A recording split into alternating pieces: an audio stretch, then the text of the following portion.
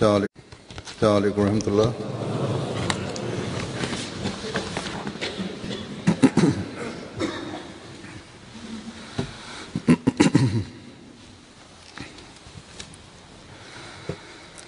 أشهد أن لا إله إلا الله وحده لا شريك له وأشهد أن محمدا عبده ورسوله أما بعد فأعوذ بالله من الشيطان الرجيم بسم الله الرحمن الرحيم الحمد لله رب العالمين الرحمن الرحيم مالك يوم الدين إياك نعبد وإياك نستعين اهدنا الصراط المستقيم صراط الذين أنعمت عليهم غير المغضوب عليهم ولا الضالين والذين يصلون ما أمر الله به أن يوصل ويخشون ربهم ويخافون سوء الحساب और वो लोग जो उसे जोड़ते हैं जिसे जोड़ने का अल्लाह Taala bin Nasr Aziz anasema kwamba na ambao huunganisha aliyoyaamuru Mwenyezi Mungu yaunganishwe na humwogopa Mola wao na huiogopa hesabu mbaya.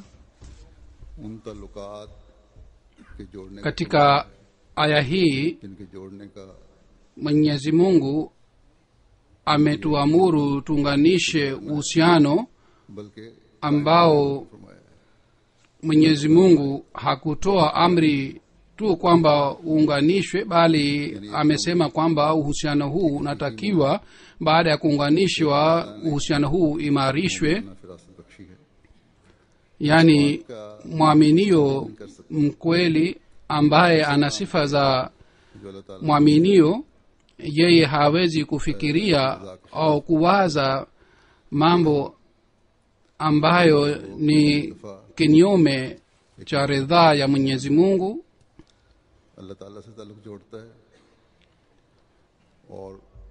Ikiwa yeye ni mwaminio mkweli, anajenga uhusiano wake na Mwenyezi Mungu na sawa na amri ya Mwenyezi Mungu anaimarisha, anaunganisha uhusiano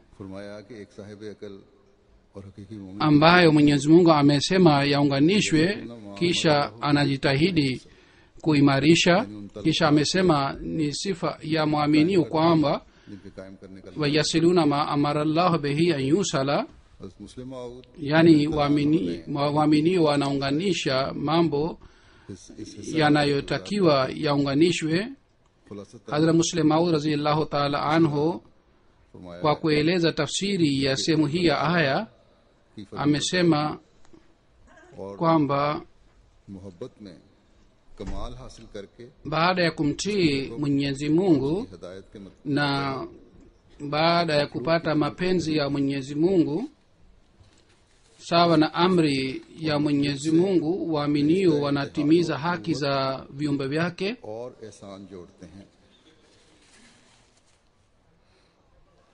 na wanajenga udugu kwa viumbe vya Mwenyezi Mungu.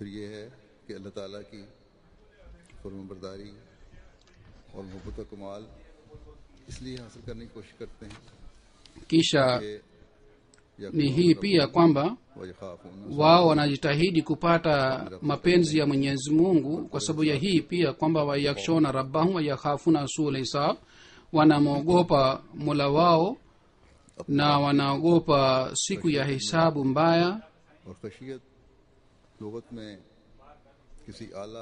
Wanakuwa na hofu ya mola wao, na khashia maana yake ni kwamba mtu baada ya kutambua sifa na shani ya kitu anakuwa na hofu ya jambo hili kwamba isije kitu hiki kitapotea na kitanikosa. Hii ndiyo ni maana ya khashya, yaani mtu asiwe na hofu kwa sababu ya madhara na hasara, bali awe na hofu ya jambo hili kwamba isije mimi nipoteze kitu hiki ambacho ni kitu kizuri, isije kwa sababu ya uvivu wake apoteze kile kitu. Kitu hiki chenye heshima na chenye adhma ni mwaminio ni mwenyezi mungu kwa ajili ya mwaminio. Min ghairi ya hii hakuna kitu kingine ambacho kinaweza kuwa kizuri zaidi kwa ajili yake. Kama nilieleza hapo awali kwamba mwaminio baada ya kupata ukaribu na mwenyezi mungu anatimiza haki za viumbe vyake, na hii ni sifa ya mwaminio. Basi hofu hii ya mwenyezi mungu na hofu ya hisabu mbaya inakuwa kwa sababu ya hii kwamba isije akamuasi mwenyezi mungu na isije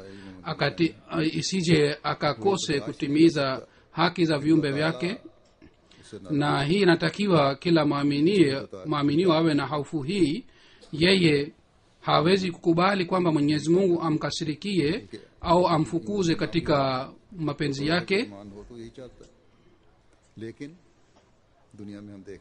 Inasemwa hivi, hata kama mtu si mwaminio mkamilifu, hata yeye pia anataka kitu hiki. Lakini tunaona katika dunia hii kwamba wapo watu chungu mzima ambao wanasoma Qur'an tukufu na wanasoma tafsiri yake pia, na wanaeleza hofu ya mwenyezi mungu pia kwamba wanayo, na wao hawapendi kwamba wafukuzwe katika rehema ya mwenyezi mungu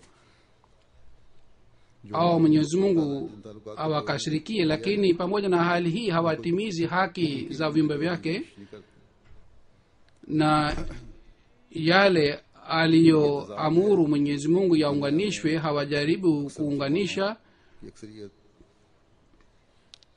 Hii ni ikhtilafu inayopatikana katika wingi wa waislamu. Na kuhusu ahmadia pia hatuwezi kusema 100% kwamba wao wanakuwa na sifa ambayo mwenyezi mungu ameeleza katika aya hii. Basi tunatakiwa tuendelee tujichunguze.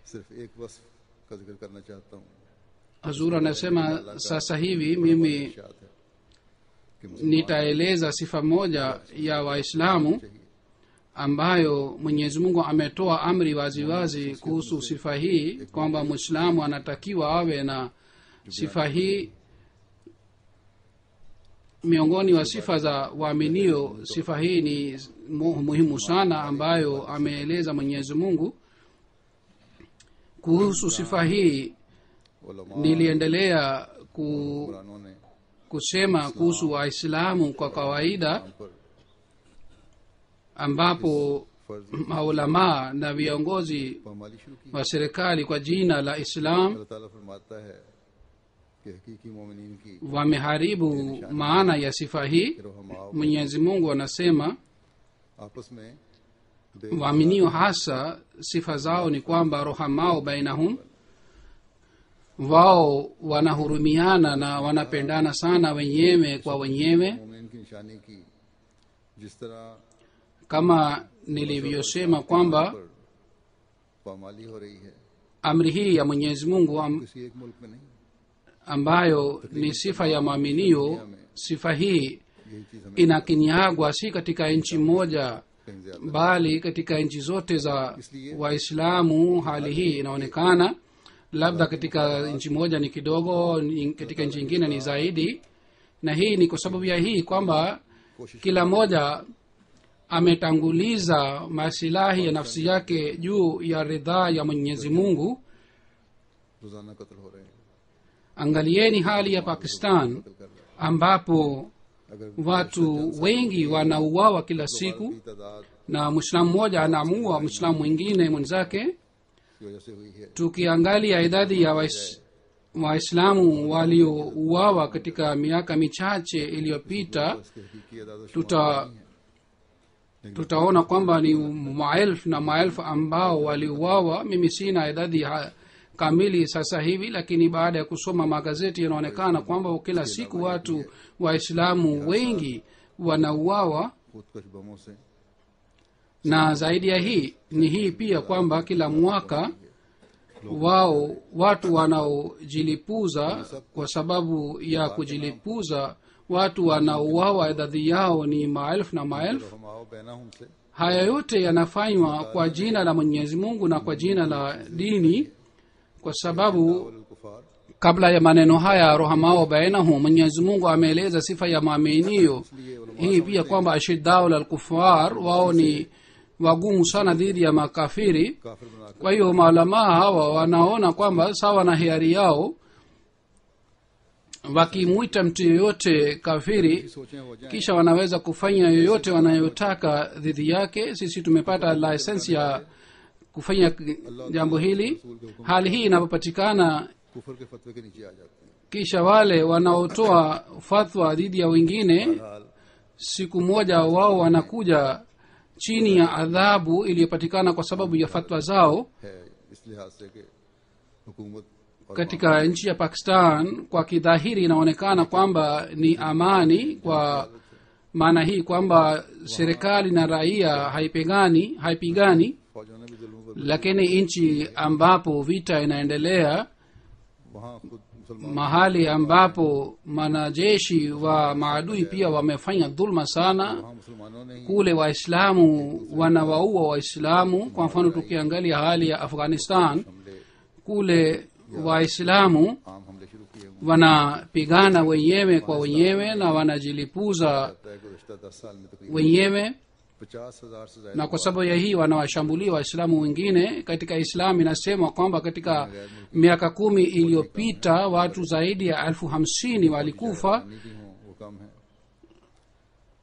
katika hawa wanajeshi wa nchi zingine ni kidogo, घरों में बैठे lakini wananchi walikufa zaidi शरीयत का ambao walikuwa hawana dhambi, walikuwa wamekaa nyumbani au walikuwa wanatembea sokoni na walidhulumiwa kwa sababu ya dhuluma ya wenzao wenyewe. katika Syria कि 70,000 लोग अपने waislamu wanapigana wenyewe kwa wenyewe, na inasemwa मासूम kwamba mpaka leo watu 70,000 wameuawa, बहाने हजारों कत्ल na wengi wa hawa ni wananchi wa kawaida ambao walikuwa hawana dhambi. मारे जा रहे हैं। katika Misri kwa jina la kuleta mapinduzi watu maelfu waliuawa. katika Libya watu maelfu waliuawa na wanaendelea kuuawa mpaka leo. katika Iraq tangu mwaka 2003 mpaka leo inasemwa zaidi ya 600,000 watu wameuawa. कुछ हमलों के जरिए से इराक में भी मारे जा रहे हैं।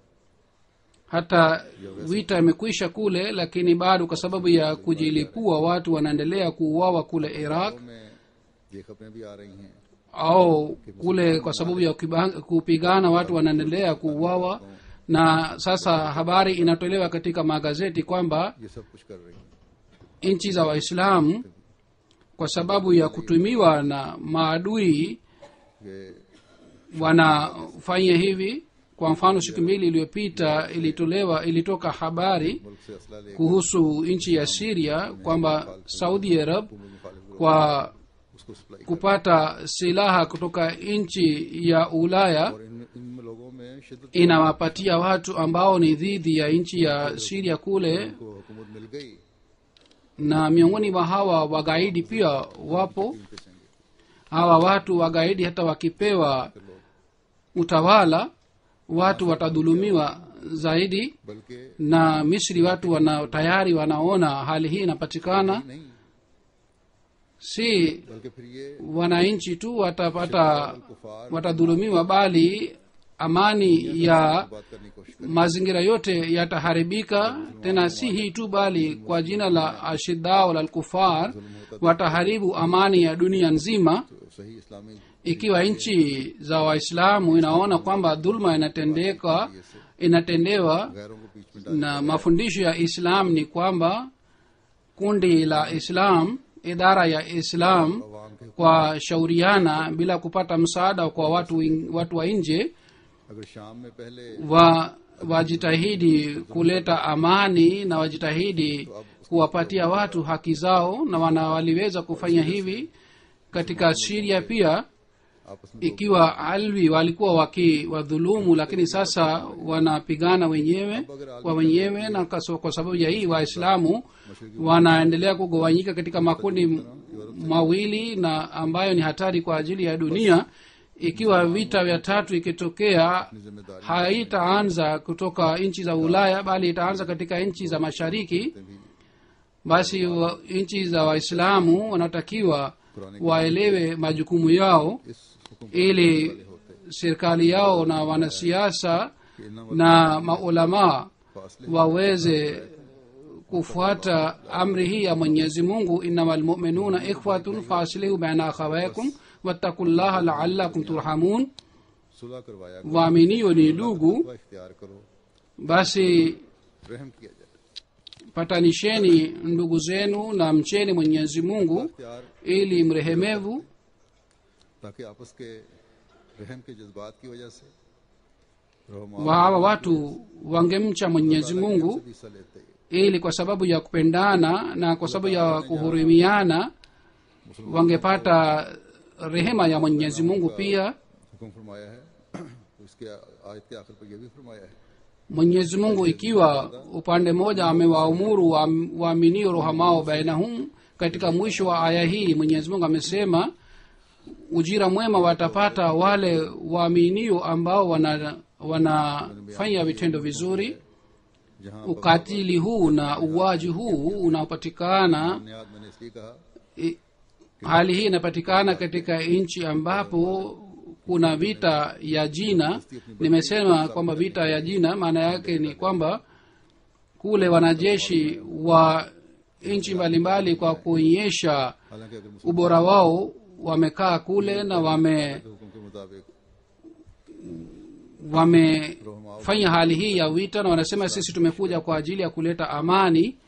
और अगर किसी वजह से Ikiwa Waislamu wangefuata amri hii ya Mwenyezi Mungu ruhamao bainahum, na wangejaribu kuwapatanisha Waislamu, कहना अखवैकुम बस अपने दो na ikiwa katika hali hii vita ingepatikana, aslihu baina akhawaikum, chini ya amri hii ya Mwenyezi Mungu wangefanya, मैं ये कह रहा था watu wa nje wasingepata nafasi ya kuingia katika nchi zao, na wangepata ujasiri wa kuingia katika nchi zao.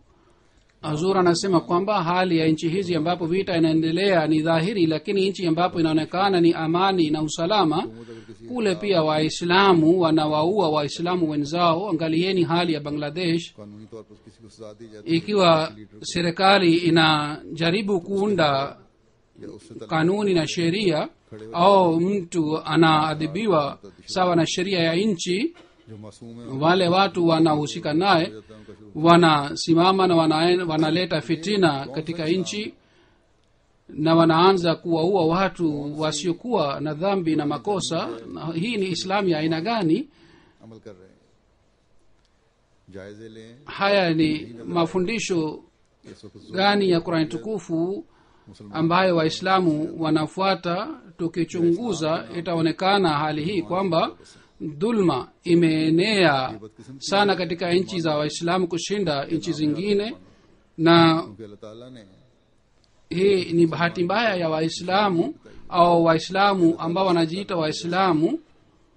kwa sababu mwenyezi mungu ameeleza sifa ya mwislamu kweli ni kwamba kwa sababu ya kuwa karibu na mwenyezi mungu मुसलमान से ताल्लुक में तो yeye anavihurumia viumbe vya mwenyezi mungu na hasusan kuhusu uhusiano wa waislamu kuna uhusiano wa udugu जितनी तो जो नेक अमाल करने की ikiwa hii si bahati mbaya ni nini tena हमने दिलाई है अमान kadiri मोहब्बत kurani tukufu inatukumbusha islamu inatukumbusha kufanya vitendo vizuri na kadiri islamu inatukumbusha kufuata njia za upendo na mapenzi हो रहे हैं waislamu kadiri wanaendelea kuharibika na wadhalimu wanaendelea kupatikana miongoni mwa hawa waislamu मुसलमानों को ही angalieni katika nchi za wakristo उन मुल्कों की जेलों में भी kule pia waislamu wanalaumiwa kwamba ni sababu ya kuleta fitina katika nchi zao आबादी के लिहाज से katika gereza ya nchi zao inasema kwamba waliofungwa wengi wao ni waislamu जिसको संवारने के लिए मसीह मौद ने hii ilikuwa hali ya waislamu iliyoharibika kwa ajili ya kurekebisha hali hii ilitabiriwa kwamba masihi aliahidiwa atakuja na sawa na biashara hii alikuja lakini hawa wanasema kwamba sisi hatutaki masihi na imam mahdi yeyote अगर तालीम काफ़ी है bali उलमा kwa ajili yetu mafundisho yetu inatosha अनाओं ikiwa mafundisho haya yanatosha kwa ajili मुख्तलिफ किस्म के ग्रोह yao ये किस kwa nini tena maulamaa kwa ajili ya masilahi yao को सही इस्लामी तालीम पर wametengeneza makundi mbalimbali क्यों इतनी ज़्यादा ग्रोह बंदियां हैं kwa nini hawa maulamaa hawaongozi hawa watu wafuate mafundisho sahihi ya islam kwa nini waislamu wamegawanyika katika makundi अपने पीछे चलने na kwa nini wamekuwa maadui wenyewe kwa wenyewe वाला हूँ व ये ख्वाब kwa nini hawaelewi amri hii ya mwenyezi mungu mwenyewe na wala hawasisitizi इनको ना अपने रब का wenzao kwamba wafuate amri hii ya mwenyezi mungu kwamba wayakshona rabbahum wayakhafuna sua lhisab hawa hawana haufu ya mwenyezi mungu wala hawana haufu ya तफसीर siku ya hisabu देते चले जा रहे हैं na hawa wana और ये wadanganya watu ambao hawana elimu ya dini ni vipofu katika elimu ya dini hawa watu wanatoa fatwa wenyewe hawana elimu ya dini tukufu ya islam रहने वाला है क्योंकि ये आपने ujumbe huu wa mafundisho ya mtume muhammad sallallahu alaihi wasallam ambao ni ujumbe mpaka siku ya kiyama kwa sababu mtume muhammad sallallahu alaihi wasallam alisema kwamba endeleeni kufikisha ujumbe huu na mtume sasema alisema msisahau ujumbe huu hawa maulamaa wanasahau ujumbe huu wa amani mapenzi ya mtume muhammad sallallahu alaihi wasallam से कुछ डालकर si wanasahau ujumbe huu bali kwa sababu ya masilahi yao wanaacha nyuma ujumbe huu ये na तौहीन रिसालत के मुर्तकिब हो रहे हैं kwa sababu ya kupatia umuhimu ujumbe huu wa mtume muhammad sallallahu alaihi wasallam bila shaka hawa wanamfedhehesha mtume sallallahu alaihi wasallam तुम्हारे खून mtume sallallahu alaihi wasallam alisema waziwazi siku ya तुम पर हराम और काफिर haji ya mwisho kwamba siku ya leo तुम्हारा ये दिन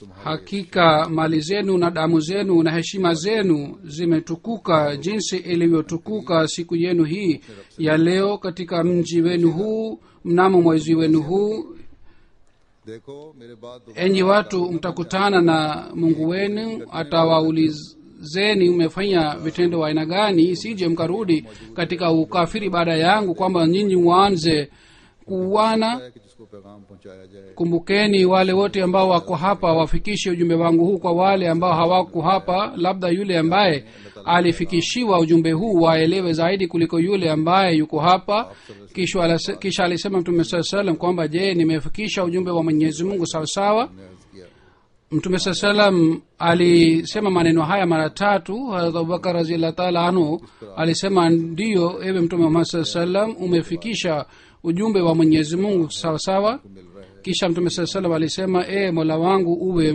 shahidi kuhusu hii बस इस वादे huu ni ujumbe waliopewa na niangalieni amali wanayofanya hawa waislamu के पास baada ya ujumbe huu waziwazi. Je, kuna nafasi yoyote kwamba hawa maulamaa wa jina wafanye dhulma au na wao waue wenzao kwa jina la dini?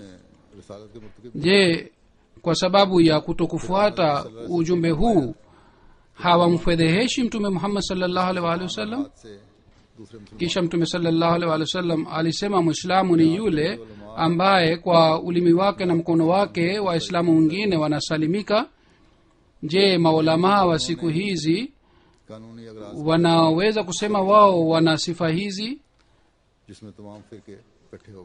Wao wamewafukuza Wahamadia katika Islam kwa sababu ya masilahi yao ya dunia, na wao wameungana katika jambo hili, na sisi hatupati hasara yote kwa sababu ya hii. Mwenyezi Mungu anatuita Muislamu, Waislamu, na sisi tunatamka shahada, na sisi tunaamini kwamba mtume Muhammad sallallahu alaihi wasallam ni mtume wa Mwenyezi Mungu. Lakini nje ya Ahmadiyya kuna makundi mengine. Angalieni wao wanatendewa dhulma kiasi gani siku hizi. Katika mji wa Quetta, Pakistan, mara 2 watu wengi, kina mama na watoto, waliuawa. Wao walifanya makosa gani? Wao kosa lao lilikuwa hili kwamba walihusika na kundi ambalo hawa waislamu wengine hawalipendi, na idadi yao pia ni kidogo. Wakati wao walipounda kanuni, sheria, walipotengeneza sheria dhidi ya Waislamu, wakati huo hawa wote waliungana, na miongoni mwa hawa wanawashambulia Mashia.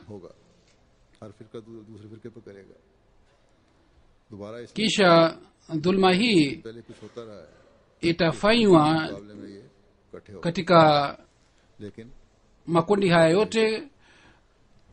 Waliendelea kufanya hivi, lakini kwa dhidi ya jumuiya walijumuika, waliungana, lakini dhulma hii wataanza kufanya tena wenyewe kwa wenyewe, kwa sababu wao wanapopata ladha ya kufanya dhulma katika hali hii, basi hawaachi kufanya dhulma. Na kwa sababu ya hali hii watawaua wenzao Wahmadiyya ambao wanaifahamu heshima ya mtume Muhammad sallallahu alaihi wasallam. Sisi tunaona kwamba hadithi hii si kwa ajili ya Waislamu tu, bali sawa na imani yetu kwamba hadithi hii ni kwa ajili ya kila mtu ambaye anapenda amani. Hazrat Muslim Maud radhiyallahu ta'ala anhu ameeleza maana ya hadithi hii hivi kwamba hadithi hii haihusiki na Waislamu tu, bali Muislamu mkweli ni yule ambaye kwa ulimi wake na kwa mkono wake kila mtu mwenye amani na usalama anasalimika. Hii ndiyo ni maana sahihi ya kauli ya mtume Muhammad sallallahu alaihi wasallam ambayo inapatikana kwa sababu ya uchamungu. Na hawa watu wanaojiita Waislamu hawana uchamungu, wao wanatanguliza maslahi ya nafsi zao, na matokeo yake ni kwamba hawaelewi maana sahihi ya mafundisho ya Islam.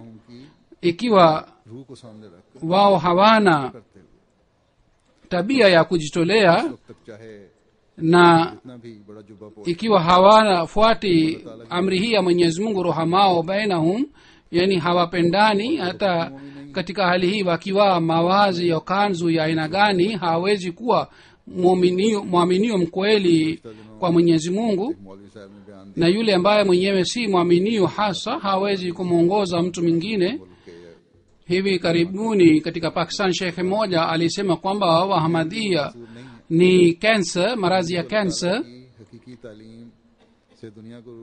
Hazur anasema Ahmadiyya sio cancer, bali wanajumuia wanawaelimisha watu kuhusu mafundisho sahihi ya Islam. लिखने और बोलने na kwa kufanya hivi wao ni wenye faida kwa ajili ya wanadamu wote. इस्लाम में फर्क है Kwa kuangalia sifa hizi za Wahamadia, कि हमारा इस्लाम watu wasiokuwa Waislamu wanasema kwamba kuna tofauti baina ya islamu yenu na islamu ya hao watu wengine. Katika hali hii tunalazimika kuambia kwamba sisi tunafuata islamu ya Mtume Muhammad sallallahu alaihi wasallam. Islamu yetu ni ile ambayo ni sawa na mafundisho ya Qur'ani tukufu. का जो इस्लाम है वो इनका खुद सा Dhidi ya islamu hii, islamu ya hawa mashekh ni islamu ile ambayo wametengeneza wao wenyewe, na kwa jina la dini wanatanguliza masilahi ya nafsi zao. और उन्हें तक हकीकी Mwenyezi Mungu aifungue macho ya Waislamu na aifungue vifua ya Waislamu के गुलाम ili के साथ waweze kuelewa Islam halisi बहरहाल इन बातों के अलावा जैसा कि मैंने शुरू ambayo inaendelea kuenea duniani kwa kumpitia नहीं दे सकते Sayyidina Ahmad alayhi salatu wassalam. हर सतह पर Hazur anasema kwamba pamoja na mambo haya yote sisi hatuwezi kutoa guarantee kuhusu sisi pia kwamba और हम sisi sawa na yaseluna maamara Allah bihi an yusala, sisi tunafuata amri hii, au sawa na rohamao bainahum, sisi ni mfano wake.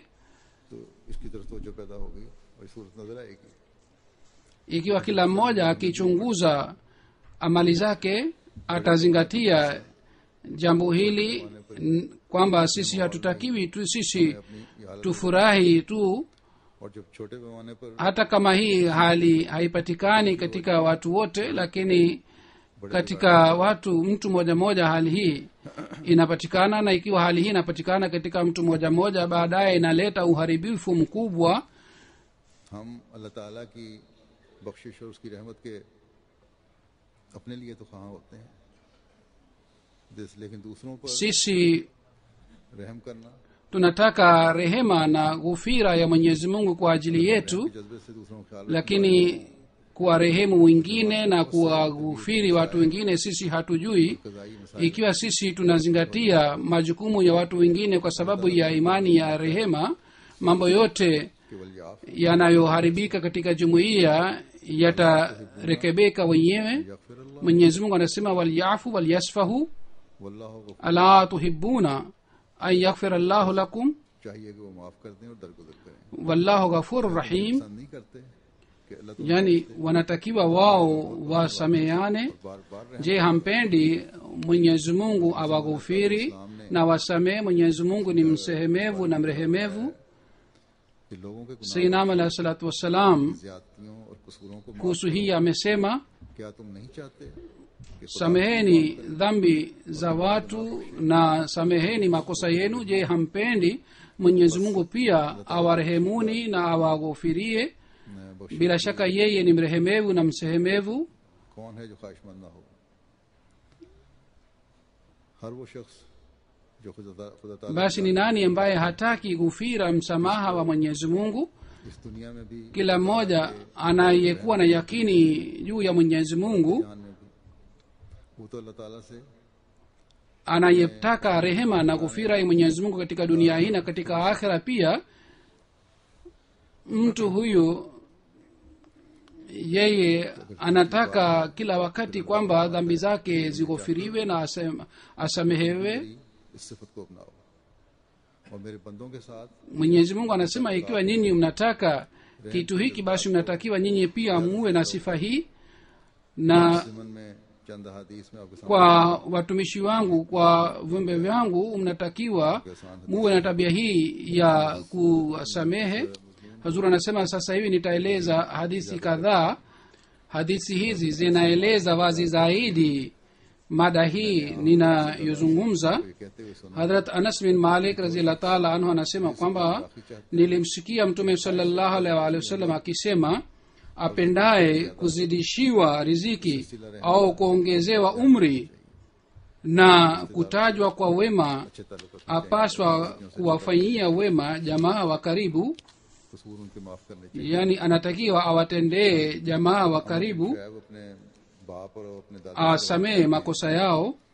कि हज़रत सल्लल्लाहु अलैहि वसल्लम hadrat amar bin shuaib उस शख्स का हमारे साथ कोई kwa kumpitia baba yake na babu yake anasema kwamba mtume sallallahu alaihi wasallam alisema yule mtu hahusiki nasi yule ambaye hawarehemu wadogo na hawaheshimu wakubwa. पढ़ते हैं जहाँ भी क्लासों में पढ़ाई जाती हैं कई जगह जिक्र होता है हम सुनते हैं लेकिन Sasa hadithi hii watu wanasoma katika watoto wao na katika mikutano yetu pia inasomwa, lakini baada ya kusikia sisi tunasahau. Tunapotoka nje ya misikiti na tunapotoka nje katika ukumbi wa mkutano tunasahau.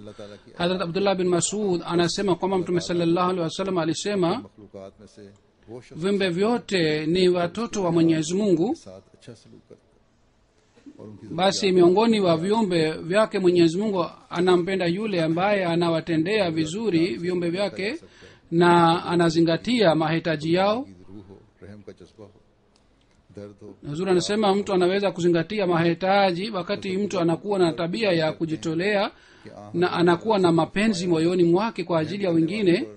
Hazrat Abdullah bin Amr radhiyallahu ta'ala anhu anasimulia kwamba mtume sallallahu alaihi wasallam alisema, तुम पर रहम करे wanaorehemu Mwenyezi Mungu atawarehemu. जाबर Fanyeni rehema katika ardhi hii, Mungu wa mbingu atawarehemuni.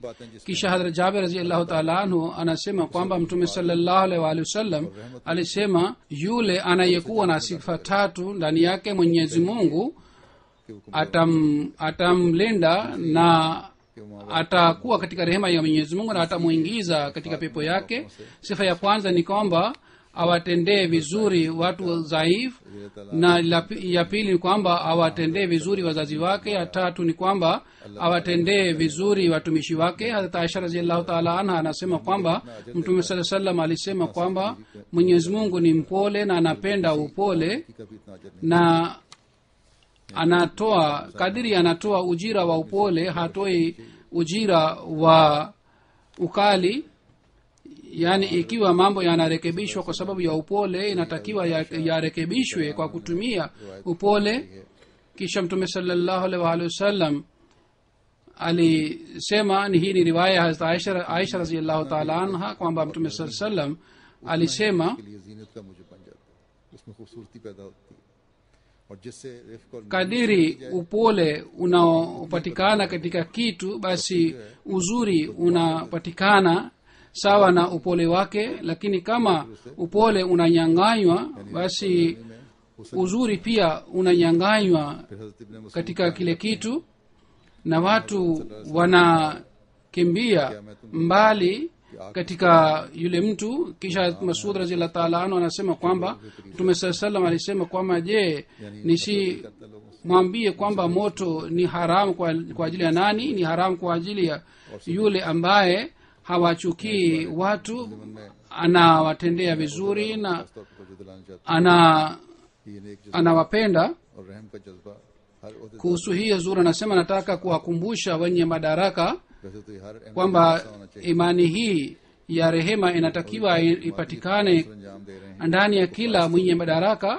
किसी Hii inatakiwa iwe ndani ya kila mwanajumuiya, lakini wale ambao wanaitumikia jumuiya wanaitumikia jumuiya katika idara mbalimbali, wao wanatakiwa wawe na tabia hii. Hata kama mtu anakuja ofisini mara kwa mara au anawasiliana mara kwa mara, hamtakiwi kwamba mchukie, bali mnatakiwa mkaribishe kwa moyo safi na kwa uchangamfu. जो हैं Inatakiwa ikumbukwe vizuri kwamba mtumishi yoyote wa jumuiya hatakiwi aache hulka njema, इजहार नहीं हुआ wala haitakiwi hali hii ipatikane kwamba hata सहूलत wazo hili linapatikana kwamba hulka njema hazikufanywa, hazikutendewa.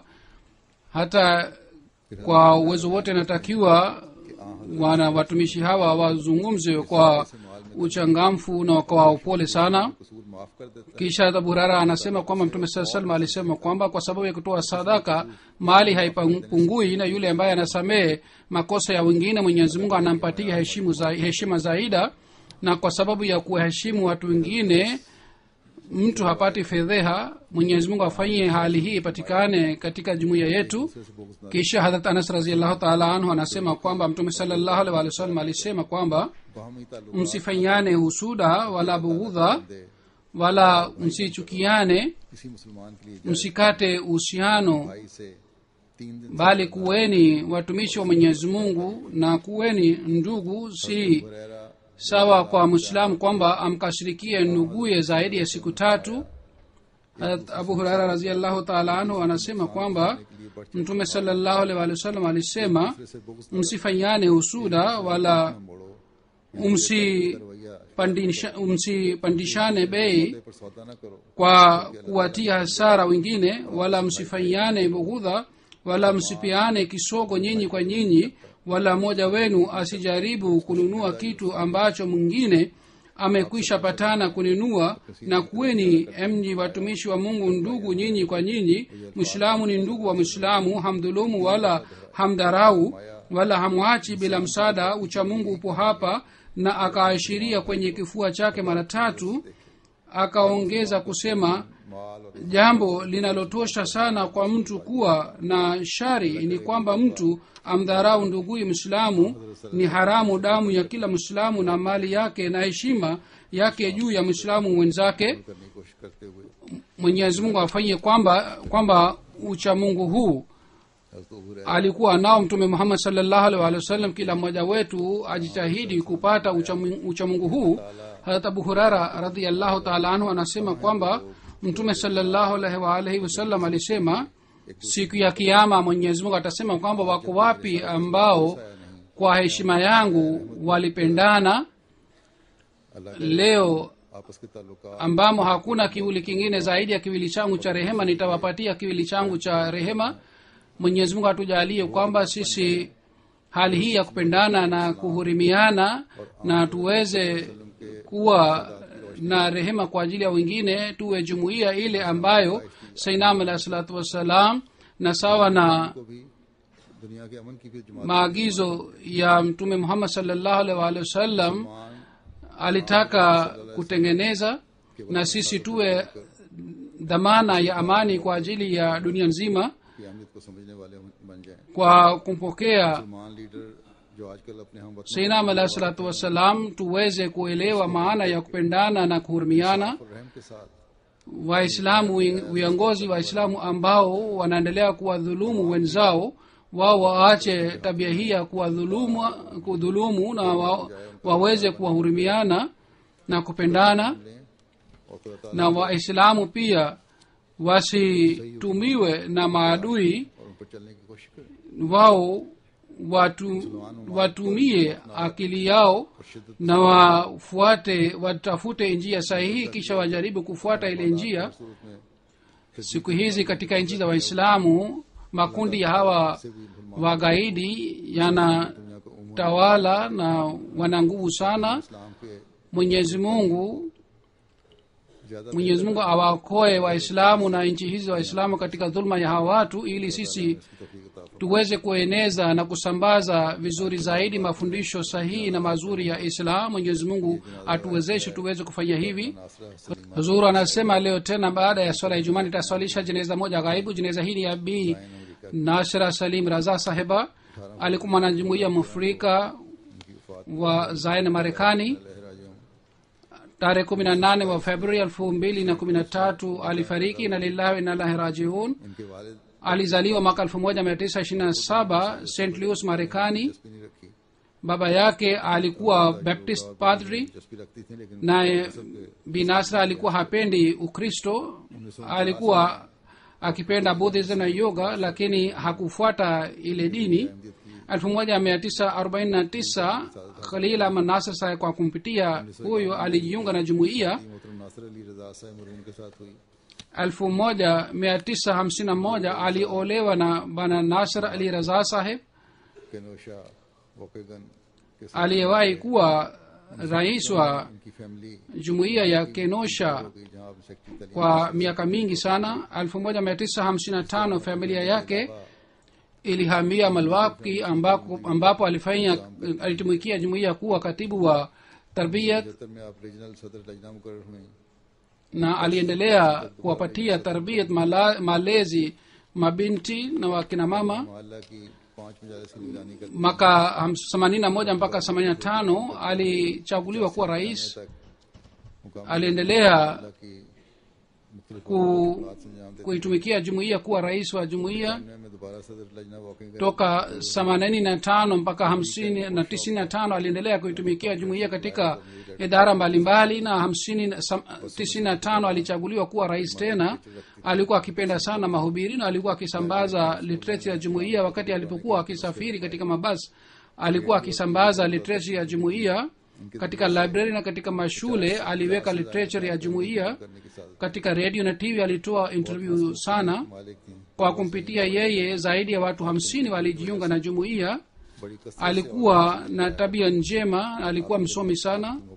Kwa sababu ya sifa zake, wanawake wengi walikuwa wakienda kukutana naye. Alikuwa akipenda sana Islam. Alikuwa mwalimu mzuri, na kina mama wa Ahmadiyya walikuwa wakimwamini kwamba yeye kama ni mama yao, na alikuwa akirekebisha makosa kwa mapenzi na kwa hekima. Aliendelea kuwafundisha watoto na aliendelea kuwafundisha mafundisho ya Islam, na alikuwa akiwaambia kwamba jinsi gani tunaweza kupambana na mila za Ulaya. Hazur anasema kwamba watoto wetu wanapata athari sana kwa sababu ya mila za Ulaya, hata wakubwa pia, lakini yeye aliwafundisha vizuri watoto. Alimhubiri mama yake vizuri sana, na mama yake katika umri wa miaka 85 alijiunga na jumuiya, na mama yake alifariki katika umri wa miaka 98, na mama yake aliendelea kuja msikitini kwa ajili ya swala. Alikuwa mzee, lakini alikuwa akishiriki sana katika kazi ya jumuiya. Alikuwa akipenda sana nidhamu ya jumuiya na uhalifa. Mwaka jana alikutana nami. Mwenyezi Mungu aiweke roho ya marehemu mahala pema. Aliacha watoto 9 na wajukuu 22. Mwenyezi Mungu awajalie hao wote waweze kuendeleza na wema wake na wawe warithi wa maombi yake. Amin. Alhamdulillah nahmaduhu wa nasta'inuhu wa nastaghfiruhu wa nu'minu bihi wa natawakkalu alayhi wa na'udhu billahi min shururi anfusina wa min sayyiati a'malina. من يهده الله فلا مضل له ومن يضلل فلا هادي له ونشهد أن لا إله إلا الله ونشهد أن محمدا عبده ورسوله.